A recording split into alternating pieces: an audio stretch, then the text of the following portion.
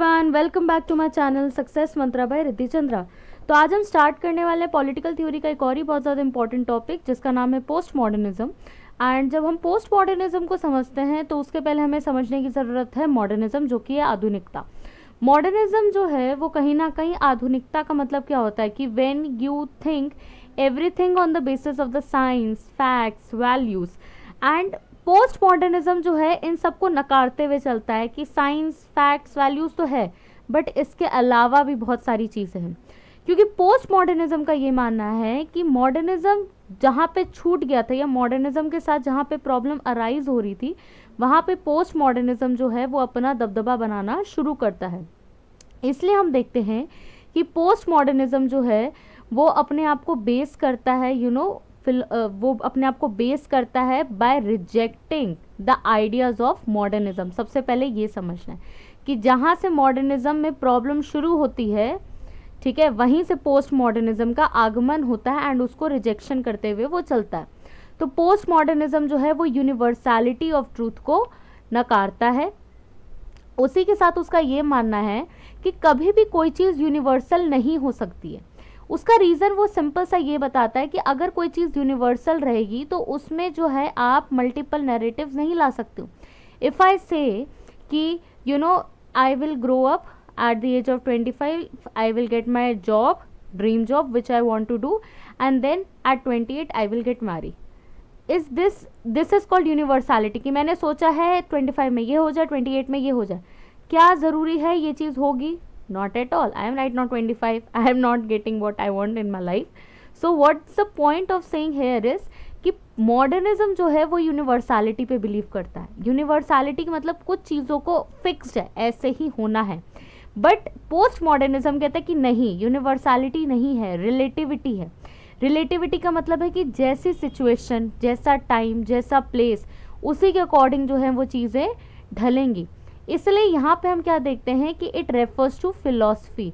ये फिलॉसफी को रेफर करता है जो कि बॉर्न होता है आफ्टर मॉडर्निज्म, कि जो कि मॉडर्निज्म के बाद जो चीज़ें आ रही हैं वो है पोस्ट मॉडर्निज्म, जो कि रिलेटिव है नेचर में, जो कि हर इंसान के अपनी ज़रूरतों के हिसाब से वो चीज़ें आप देख सकते हैं। कि for example for some one it is good age to get marry at 25-26, but for some people it is not a good age to get married at 25-26, but rather it's an age to make the career more strong, or it's an age to pursue your higher studies or pursue PhD, meet several peoples, travel the world, tour the world. So ये सब चीज़ है, तो ये relative है nature में। इसलिए यहाँ पे हम क्या देखते हैं कि पोस्ट मॉडर्निज्म जो है वो चैलेंज करता है अपने बेसिक अजम्पशन, जहाँ पे वो रीज़न, प्रोग्रेस, यूनिवर्सल ट्रूथ को नकारता है पोस्ट मॉडर्निज्म। प्लीज़ हमेशा याद रखो, मॉडर्निज्म जिस चीज़ को सपोर्ट करेगा, पोस्ट मॉडर्निज्म उस चीज़ को नो करेगा। नो मतलब कि नकारेगा, ठीक है। तो इसलिए हम क्या देखते हैं कि पोस्ट मॉडर्निज्म जो है वो चैलेंज करता है कि reason, progress, universal truth are big no. Why? Because वो यूनिवर्सैलिटी को दर्शाता है और यूनिवर्सल चीज़ें एक्चुअली में नहीं होती है। इसलिए कोई भी सिंगल ट्रूथ नहीं रहेगा और ना ही कोई सिंगल स्टेबल आइडेंटिटी रहेगी।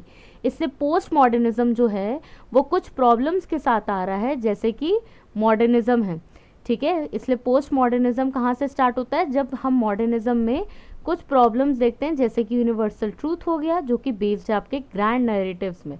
ये ग्रैंड नैरेटिव्स क्या होते हैं? जैसे कि मार्क्सिज्म, हमें पता है कि हर चीज़ का जो वो ठीकरा किस पे फोड़ता है मार्क्सिज्म? Class struggle. और किस पे फोड़ेगा? ठीकरा किस पे फोड़ता है मार्क्सिज्म? याद करो किस पे फोड़ता है। पहला हो गया क्लास स्ट्रगल, भैया हर चीज़ का जड़ जो है क्लास स्ट्रगल है। दूसरा किस पे फोड़ेगा? कैपिटलिज्म। तीसरा किस पे ठीकरा फोड़ेगा? अरे बुर्जुआजी यार, थोड़ा सोचो। तो ग्रैंड नैरेटिव को ये कहीं ना कहीं नकारता है कि ग्रैंड नैरेटिव क्या बोलता है कि देखो क्लास स्ट्रगल होगा, क्लास स्ट्रगल के बाद क्या होगा? बुर्जुआजी प्रोलेटेरिएट के बीच में झगड़ा होगा, प्रोलेटेरिएट जो है वो जीत जाएगा, बुर्जुआजी को हटाओगे तो कैपिटलिज्म का अंत होगा एंड सोसाइटी में जो है वो इक्वालिटी आप इस्टेब्लिश कर पाओगे in the sense of the distribution of the resources. ये ग्रैंड नैरेटिव है मार्क्सिज्म का। जब लिबरलिज्म को देखोगे तो वो इंडिविजुअल लिबर्टी की बात करेगा। तो यहाँ पे जो ग्रैंड नैरेटिव्स हैं इनको जो है पोस्ट मॉडर्निज्म बिग नो करता है। It declines, it denies that there is no grand narrative, there is no universal truth and जो हर चीज़ आप साइंस रीज़न और साइंस रीज़न पे जो बोलते हो वो चीज़ें भी एग्जिस्ट नहीं करती हैं। पोस्ट मॉडर्निज्म का जो सबसे पहला वर्ड यूज़ किया है वो है एर्नोल्ड टॉइनबी। याद कर लो बिल्कुल, इसको पेपर में आता है। अब आते हैं लियोटार्ड पे।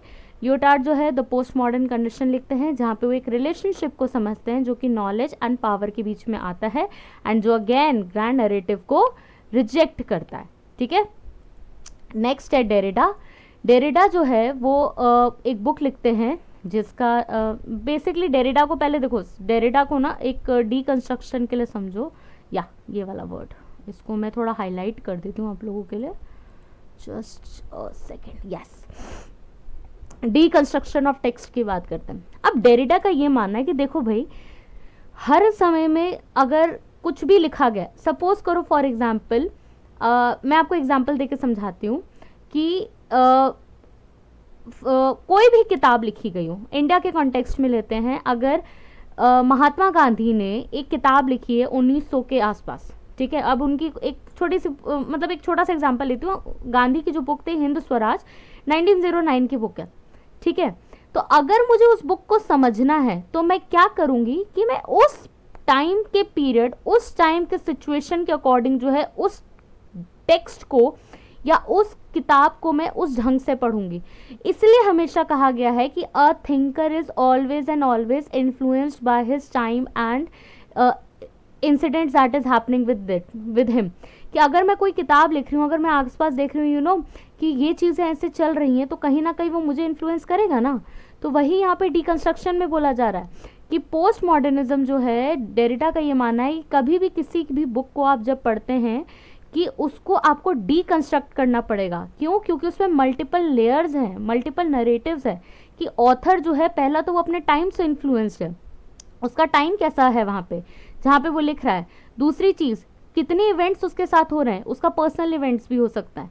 तीसरा चीज़, और उसमें मल्टीपल नरेटिव्स हो सकते हैं जो कि ऑथर जो है उस टाइम का जो है लोगों के बीच में लाना चाह रहा होगा। तो इसलिए वो डीकंस्ट्रक्शन ऑफ द टेक्स्ट की बात करते हैं एंड इसलिए वो एक स्टेटमेंट यूज करते हैं, the end of the book and the beginning of writing. And उनका एक चैप्टर है ग्रामेटोलॉजी पे जो 1967 में है।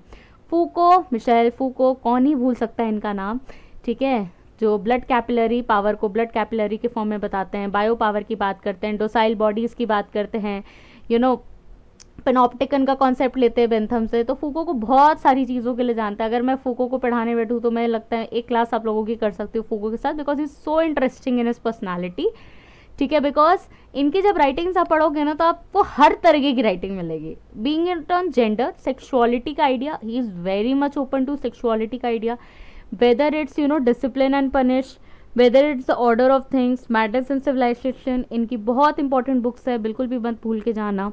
एंड पेपर से पहले इनको प्लीज़ करके जाना, क्योंकि इनके बुक्स जो है फिक्स PYQs में रहा है तो आगे भी रहेगा, क्योंकि Foucault is something very favourite to every paper setter, ठीक है। The history of sexuality, discipline and punish, order of things, madness and civilisation, years याद रखिए। सो वीडियो होती है हमारी ख़त्म, छोटी सी वीडियो थी। आई होप आप लोगों को पसंद आई होगी। पोस्ट मॉडर्निज्म मैंने समझाया आपको बहुत ही ईजी एंड सिंपल वे में। वीडियो पसंद आई है तो लाइक, शेयर एंड सब्सक्राइब कीजिए। उसी के साथ मेरे चैनल में आप प्यार बढ़ाइए, अपने दोस्तों के साथ भी शेयर करिए। मेरे टेलीग्राम चैनल को ज्वाइन कर सकते हैं आप, मुझे मेल भी कर सकते हैं। मेरी मेल ID है riddhichandra1357@gmail.com। उसी के साथ आप मेरे यूट्यूब चैनल पे मैं डेली क्वेश्चंस पोस्ट कर रही हूँ। अगर आप लोग नहीं पता है तो मैं आपको बताना चाहूँगी, सो दैट आप मेरी वीडियोस को जाके उस क्वेश्चन पोस्ट वाले टैब में जाके आप क्वेश्चंस अटेम्प्ट करिए। Those questions are very important because I you know took them from the PYQs ही हैं सारे, ठीक है। तो अगर आप डेली एक क्वेश्चन उधर से करके जा रहे हैं और एक क्वेश्चन और यू नो एक टॉपिक भी अगर आप करके जा रहे हैं तो आप मान के चलिए आप पेपर अच्छे से क्रैक कर सकते हैं, इफ़ यू फॉलो मी, ठीक है। I know I am not regular enough to bring video, sometimes थोड़ा यू नो डिले हो जाता है, समटाइम्स थोड़ा गैप आ जाता है। It is due to many reasons, मेरी भी पर्सनल लाइफ में कुछ ना कुछ होता रहता है, you know I don't get time. I am planning to bring something more informative for you guys, so उसके लिए आपको थोड़ा वेट करना पड़ेगा, but yes I will surely be bringing a very good content for you guys. This is my promise to you all. So तब तक के लिए मेरी वीडियोज़ को पसंद करिए, लाइक करिए, शेयर कीजिए, सब्सक्राइब कीजिए and do follow my channel. Thank